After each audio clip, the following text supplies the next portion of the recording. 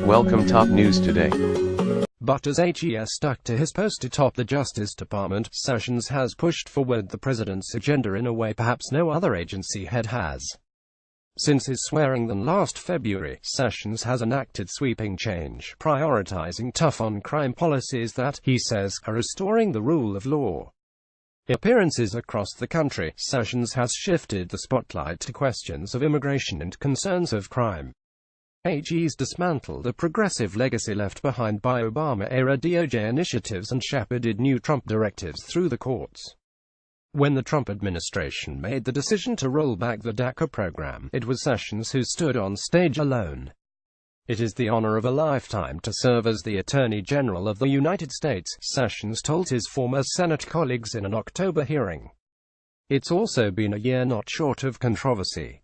Here are the key developments from the 2017 Department of Justice outside of Special Counsel Robert Mueller's probe into Russian election meddling. It's a theme the Attorney General emphasizes regularly in speeches across the country. A recent uptick in the national rate of violent crime is not a blip.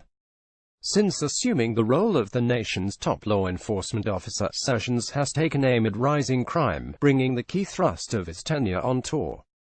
In visits to more than a third of the nation's 93 U.S. attorneys' offices, HES sat with the families of victims and praised local police and prosecutors.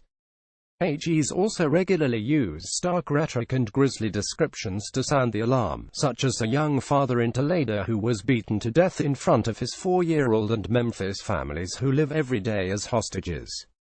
Indeed, the 3.4% increase in the U.S. violent crime rate between 2015 and 2016 was the largest single-year jump in 25 years, according to the latest FBI statistics. While critics of the administration are quick to point out that today's rate remains drastically lower than past peaks, an upward trend is apparent. The U.S. homicide rate increased by nearly 8% last year, driving an increase of violent crime in the country for the second year in a row. Sessions has fought back with a targeted law enforcement approach. In October memo, he directed all U.S. attorneys to implement new violent crime reduction strategies as part of the renewed DOJ program Project Safe Neighborhoods. The centerpiece of our crime reduction strategy, as Sessions has called it, Project Safe Neighborhoods, emphasizes data collection and focused policing of the worst criminal offenders. To bolster the program, Sessions announced in December the addition of 40 new assistant U.S. attorneys to hard-hit districts across the country.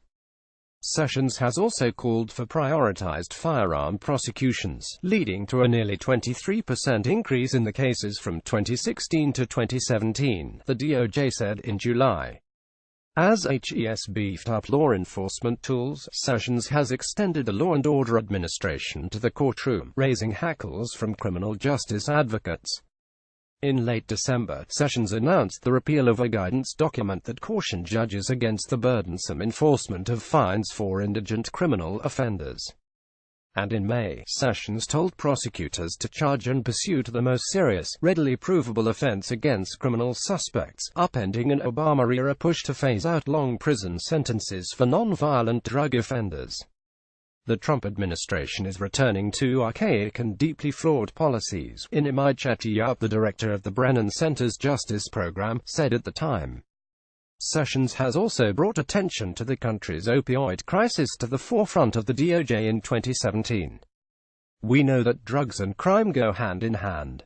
They just do. The facts prove that so, he often says in speeches. In the closing months of 2017, Sessions launched task forces and funneled millions in new grant funding to disrupt the manufacturing and distribution of illegal opioids in the U.S. and abroad. Though an outspoken critic of marijuana, he once called the drug only slightly less awful than heroin. Sessions has not so far issued federal policy to slow the growth in its legalized cultivation and sale across the country. The divisive issue of immigration in the country has made its way into the front of discussions of national security in Sessions' DOJ. While not mainstream political targets under the last administration, immigration flashpoints like MS-13 and sanctuary cities have earned large shares of fire from Sessions' DOJ. MS-13, the first street gang to be labeled a transnational criminal organization by the government, has earned outsized focus this year. Known as an especially violent gang, the group is smaller than other gangs in the country, and experts have called Sessions' attention to it lopsided. In visits this year to Long Island, New York, where the gang is blamed for several murders, and to El Salvador, where its leaders are based, Sessions has spotlighted the gang's brutality and cross-border connections, often calling for ramped-up border security in the same breath. In October, Sessions designated the gang a priority for enforcement by specialized drug task forces, and in November, the DOJ, in coordination with U.S. Immigration and Customs Enforcement, announced the arrest of 214 gang members across the country. Sessions also raised eyebrows this month when he joined the Homeland Security Secretary to pin blame on immigration policies for allowing 2 terror suspects into the country. As yesterday's events showed us in the starkest terms, the failures of our immigration system are a national security issue, Sessions said in Baltimore, the day after a 27-year-old green card holder originally from Bangladesh attempted to explode a device in the New York City subway. The suspect, Akadullah, came to the U.S. from Bangladesh in 2011 on a visa for children of siblings of U.S. citizens, DHS has said. Criminal charging documents for Ullah, however, indicate federal authorities traced the beginning of his radicalization to at least approximately 2014, 3 years after he came to the United States. Sanctuary cities too have become a particular bogeyman for the administration. Trump first seized on the issue in the campaign after the death of Kate Steinle, a San Francisco woman who authorities say was shot by an undocumented immigrant who had been previously released from jail under the city's detention policies. In a round of letters sent last month, the DOJ threatened to withhold certain grants from jurisdictions it considers to be sanctuary cities, areas that limit cooperation with immigration officials to detain individuals. Similar measures have faced trouble in the courts, though, as some of the country's biggest cities, led by liberal mayors like Chicago's Rahm Emanuel, have pushed back. Attempts by the DOJ to force local police to comply with federal requests also may contrast the partnership approach taken in crime reduction efforts. The DOJ has sought in court with mixed success to salvage another of the president's signature agenda items, the travel ban. Now on its 3rd iteration, the ban on travel from 8 nations, considered a Muslim ban by critics, is currently underway after a Supreme Court order this month allowed its enforcement while challenges to the merits continue to make their way through the legal system. Sessions advocates for following the law as written, noting that it is what our Constitution demands in an October speech at the Heritage Foundation. This strict reading of the Constitution has prompted Sessions' DOJ to roll back some of the guidance concerning civil rights the Obama administration had previously issued. Sessions explained this end of regulation by guidance, saying the DOJ will not use guidance documents to circumvent the rulemaking process, and we will proactively work to rescind existing guidance that goes too far. This has also led to the DOJ's vigorous defense of religious liberty. Transgender rights have been front and center in the push and pull of Sessions' DOJ. Sessions has directed his Civil Rights Division to crack down on hate crimes, including against transgender victims, and sent one of its top civil rights attorneys to Iowa in October to help convict a man charged with killing a transgender teen last year. But that move came in the wake of the withdrawal of several DOJ directives that appeared to lessen protections for transgender people. In February, the Justice Department withdrew guidance from Obama-era Attorney General Loretta Lynch, which had instructed schools receiving federal funds that they must not discriminate against a student based on gender identity. The rollback means public schools are no longer obligated to allow transgender students to use bathrooms that correspond with their gender identity. Further, in October, Sessions formally determined that a 1964 federal civil rights law, Title VII, does not protect transgender workers from employment discrimination, once again upending previous guidelines issued under Obama. Sessions explained the reversal by pointing to the text of Title VII and its prohibition of employment discrimination based on race, color, religion, sex and national origin, with no specific mention of gender identity. Sessions said at the time this is a conclusion of law, not policy. DOJ spokesman Devin O'Malley further explained the DOJ cannot expand the law beyond what Congress has provided, and will continue to enforce the numerous laws that Congress has enacted that prohibit discrimination on the basis of sexual orientation. But advocates of equal rights for members of the transgender community blasted the move. According to Sessions, an employer is free to hang a transgender need not apply sign in the window. Fortunately, he is dead wrong on the law, said Mara Keisling, executive director of the National Center for Transgender Equality. So far, the DOJ has been on the losing end in the courts in its battle to defend the president's August memorandum directing the Secretary of Defense to ban transgender Americans from military service. Federal appeals courts have blocked key provisions of the order and have refused to delay a January 1 deadline that will allow processing of new transgender applicants. The DOJ has argued that challenges to the president's memorandum are premature since the Department of Defense is still reviewing the president's order. In preparation for the January deadline, the Pentagon has issued new guidance regarding how transgender individuals will be admitted. Sessions has also put defending religious liberty at the forefront of his department's agenda. In October, Sessions issued a 25-page memo to administrative agencies bolstering protections for people of faith and rolling back employers' requirement for birth control coverage. But in December, federal judges in California and Pennsylvania have issued preliminary injunctions to block the Trump administration's rule that makes it easier for employers to deny contraceptive coverage on religious or moral grounds. The DOJ said it disagreed with the rulings and is considering next steps.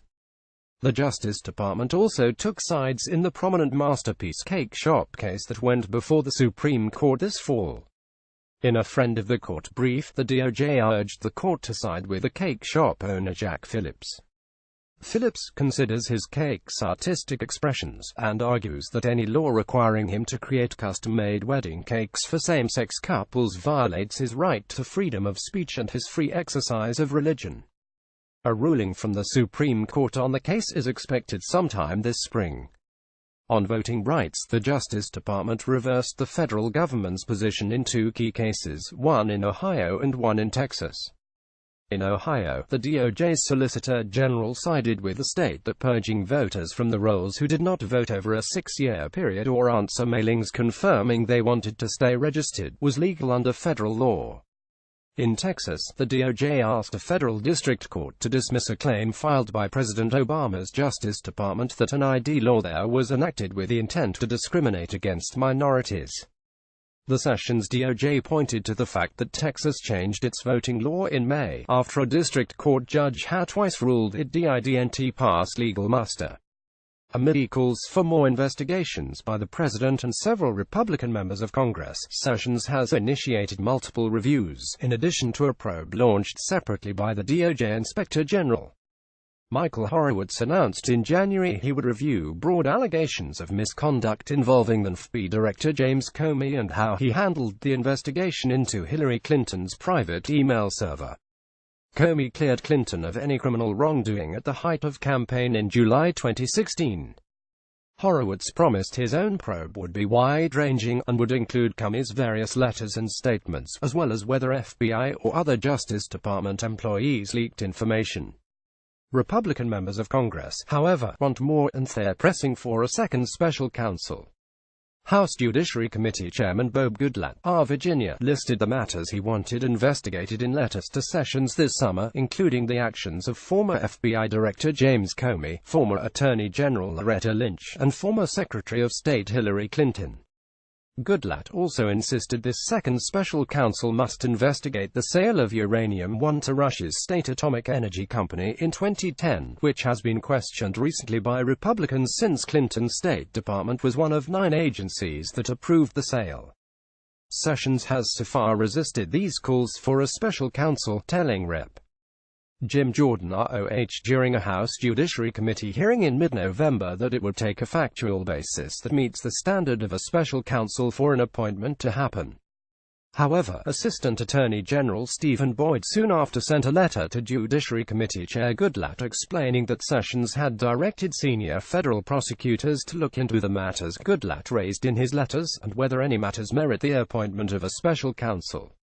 In late December, Sessions ordered a review of Project Cassandra, an Obama-era DOJ initiative targeting the pro-Iranian militant group Hezbollah's alleged drug trafficking operations in the United States and abroad. A detailed Politico report uncovered allegations that a series of drug prosecutions tied to Hezbollah were abandoned at the same time the Obama administration worked to strike a deal with Iran on its nuclear program. Sessions declared, "We will review these matters and give full support to investigations of violent drug trafficking organizations." The Justice Department also says it is conducting 27 investigations into leaks of classified information from intelligence agencies, with the Attorney General telling the House Oversight Committee in mid-November, "We intend to get to the bottom of these leaks." For some perspective, the Obama-era DOJ investigated 3 leaks per year, while the Trump-era DOJ has announced nearly 30 in its first year.